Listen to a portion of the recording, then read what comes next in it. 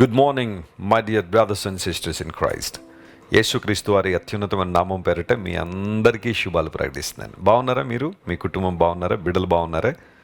మీ పిల్లలు అభివృద్ధిలోకి రావాలని, దేవుడు అన్ని విషయాల్లో సర్వ సమృద్ధిని మీకు ఇవ్వాలని ప్రతిరోజు మీకోసం ప్రార్థన చేస్తున్నాను. బైబిల్లో చక్కని మాట ఉంటుంది, మన దేవుడు నిన్న నేడు నిరంతరము ఒకే రీతిగా ఉన్న దేవుడు అని. ఎంత గొప్ప దేవుడు ఆయన ఆరాధించడం మనందరి భాగ్యం కదా, మనందరి ధన్యత కదా. Jesus Christ is same yesterday, today and for ever. మార్పు లేని దేవుడు, మార్పు లేని ప్రభువుని మనం ఆరాధన చేస్తున్నాం.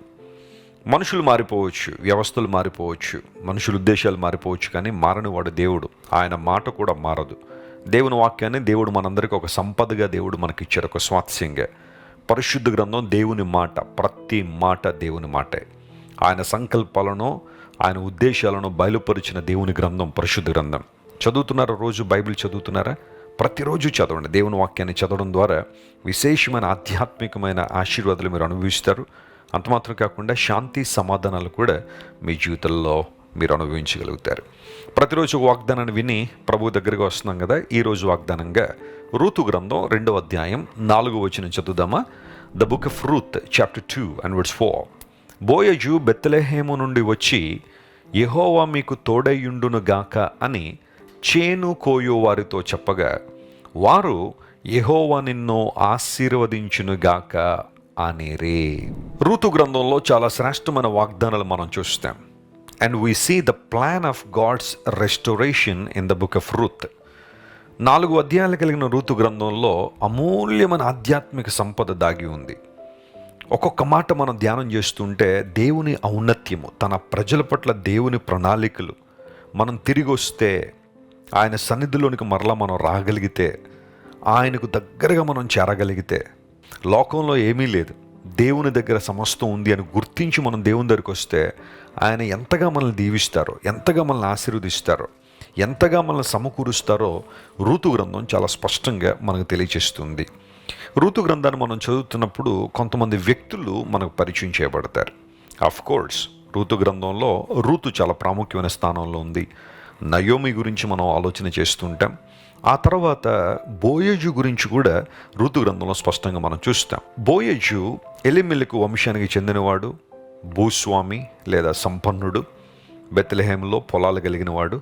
ఆయన చేనులో పనిచేసే వాళ్ళు చాలామంది ఉన్నారని లేఖనాల్లో మనం చూస్తున్నాం. నో డౌట్ బోయజు చాలా సంపన్నమైన వ్యక్తి. రూతు గ్రంథాన్ని జాగ్రత్తగా మనం పరిశీలన చేస్తే, రూతును దేవుడు బోయజు ప్రక్కకు నడిపించడం ద్వారా వారిద్దరూ కూడా జత చేయబడడం ద్వారా దేవుని ప్రణాళికలు నెరవేర్చబడ్డాయి.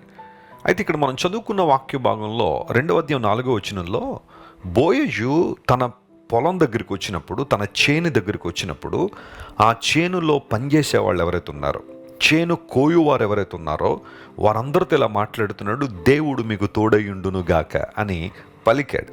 ఆ రీపర్స్ ఎవరైతే ఉన్నారో, అక్కడ చేను కోసే పనివారు, సామాన్యమైన సాధారణమైన పనివారితో యజమానుడు సంపన్నుడైన బోయజు ఎంత చక్కగా మాట్లాడుతున్నాడో ఆలోచన చేయాలి. కొన్నిసార్లు మానవ జీవితంలో మనకు డబ్బు పెరిగే కొలది, స్థాయి పెరిగే కొలది కొంతమంది మీద అభిప్రాయాలు మారిపోతూ ఉంటాయి. లేదా సాంఘికంగానో, భౌతికంగానో, ఆర్థికంగానో మనకన్నా తక్కువ స్థితిలో ఉన్న వారిని చూసినప్పుడు తృణీకార మనస్సు, వారిని తక్కువగా మాట్లాడడం, వారు ఎందుకు పనికిరాని వారు అన్నట్టు చూడడం, మాటల్లో దురుసుదనం, గర్వం, అహంభావం చూపిస్తూ మీకంటే నేను చాలా గొప్ప, నేను చాలా బెటరు, మీరు చాలా తక్కువ వారు అన్న అభిప్రాయాన్ని కొంతమంది కలిగి ఉండి వారి మాటల్లోనే అహంభావాన్ని వ్యక్తం చేస్తూ ఉంటారు. ఎవరైనా యజమానులు ఈ కార్యక్రమం చూస్తూ ఉంటే, మీ ఇంట్లో పనిచేసే వారి మీద కానీ లేదా మీ క్రింద పనిచేస్తున్న వారి మీద మీకున్న అభిప్రాయం ఏంటి? వారిని మీరు ఎలా డీల్ చేస్తున్నారు? వారిని మీరు ఎలా పర్యవేక్షిస్తున్నారు? వారి బాగోగులు మీరు ఎలా పట్టించుకుంటున్నారు? కనీసం మీ మాటల్లో వారిని పలకరించే విధానంలోనైనా సభ్యత ఉందా, మర్యాద ఉందా? ఒకవేళ వారిని నీకన్నా తక్కువ స్థితిలోనే ఉన్నట్టు కనబడచ్చేమో, కానీ దేవుడు వారిని జీవితంలో తీసుకొచ్చినప్పుడు వారి ప్రయాసను గుర్తించాలి. బోయజు ఇక్కడున్న యజమానులందరికీ ఒక మంచి పాఠాన్ని నేర్పిస్తున్నాడు. తన దగ్గర పనిచేసే వారి విషయంలో బోయజు చాలా చక్కగా ప్రవర్తిస్తున్నాడు.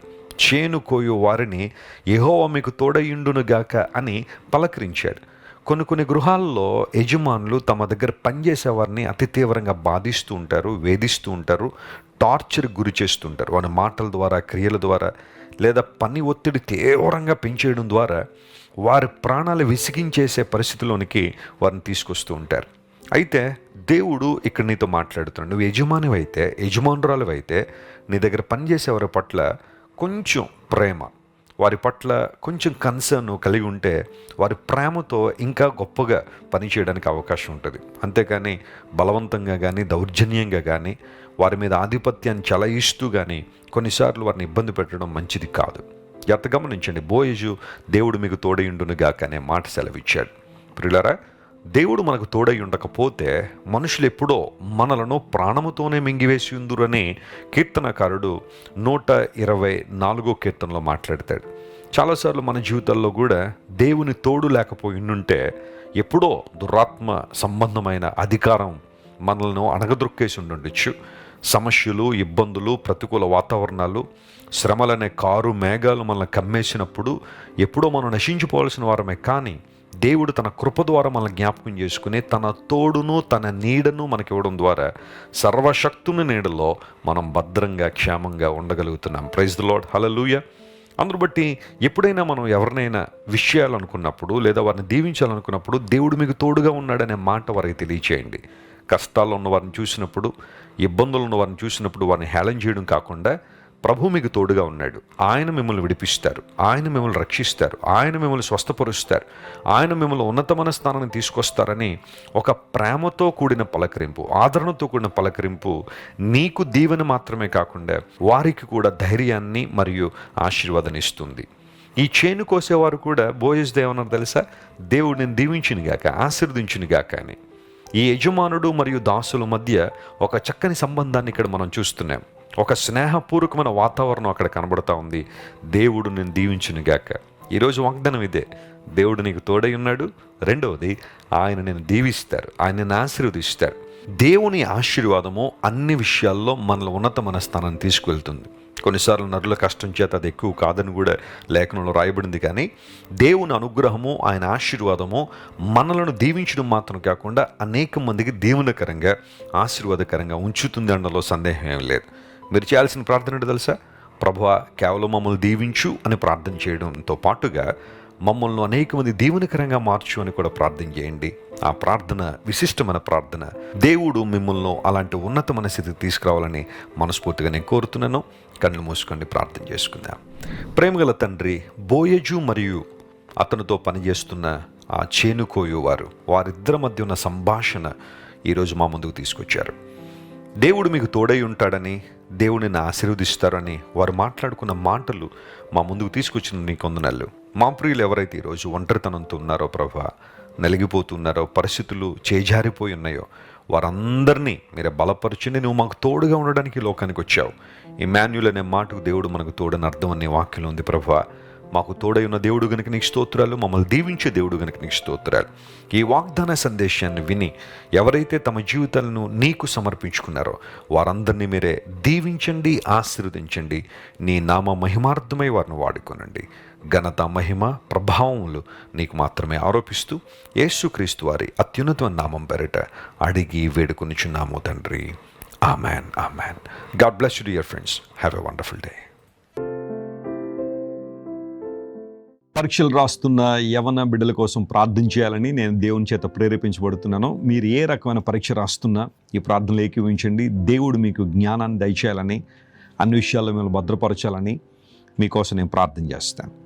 ప్రేమగల మా తండ్రి, గొప్ప దేవాని కొందనాలు. మా యవన బిడ్డల కొరకు ప్రార్థన చేస్తున్నామో, ఎవరెవరైతే పరీక్షలు రాస్తూ ఉన్నారో ఈ సంవత్సరం వారందరినీ నీ దయగల చేతులకు అప్పగిస్తున్నాం. నీ లేఖనంలో రాయబడింది, ఎవరికైనా జ్ఞానం కొదుగుంటే అడగండి, ధారాళంగా దేవుడు దయచేస్తాడని నీ లేఖన భాగాన్ని జ్ఞాపకం చేసుకుని నేను స్తుతిస్తున్నా.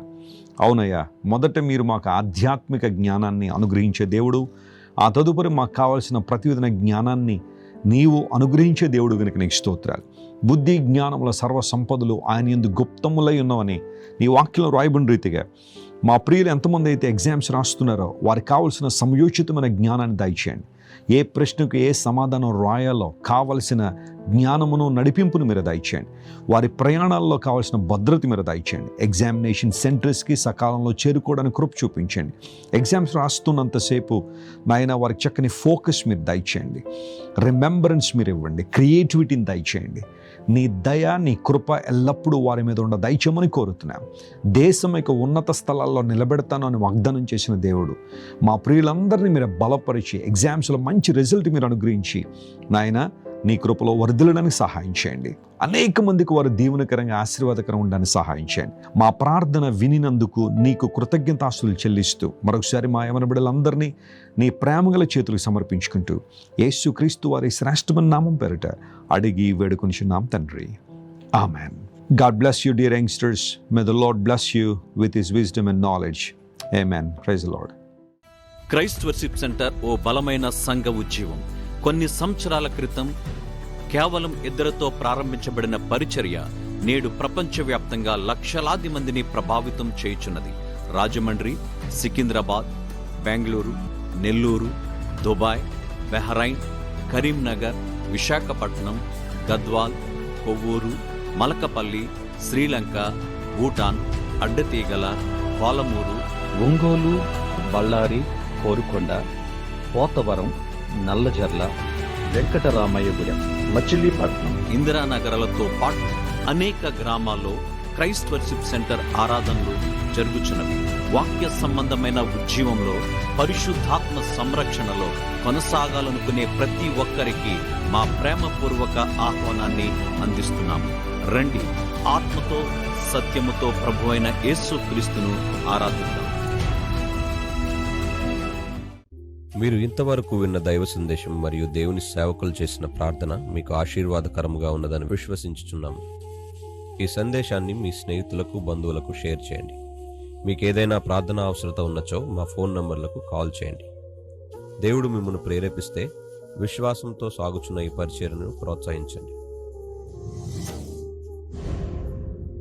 మరిన్ని వర్తమానాలు, పాటలు వినుటకు జాన్ వెస్లీ మినిస్ట్రీస్ అను మా యూట్యూబ్ ఛానల్ను సబ్స్క్రైబ్ చేసుకొనండి. ప్రభువైన యేసుక్రీస్తు కృప మీకు తోడైండును గాక.